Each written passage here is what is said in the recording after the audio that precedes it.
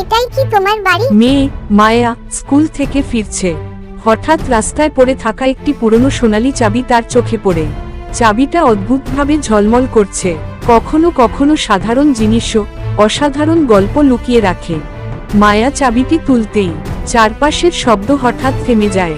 কেবল একটা নরম কণ্ঠ শোনা যায়, আমায় বাড়ি পৌঁছে দাও। মায়া চমকে ওঠে, কিন্তু ভয় পায় না। চাবিটি নিজে নিজে নরম আলো ছড়াতে ছড়াতে মায়াকে নিয়ে যায় গ্রামের পুরনো এক ভাঙা বাড়ির সামনে। ধুলো, পুরনো দরজা, জানালায় জাল।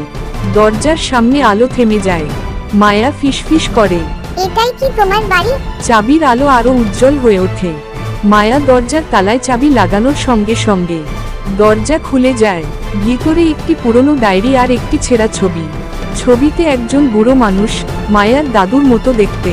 ডায়েরিতে লেখা, যেই চাবি পাবে তাকে বলো, ভালো কাজ কখনো হারায় না, সময় হলে তা আবার ফিরে আসে।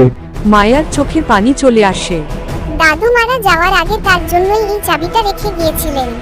মায়া চাবিটা বুকে চেপে ধরে হাসে। ভালোবাসার দান হারায় না, সময় হলে সে ফিরে আসে আলো হয়ে।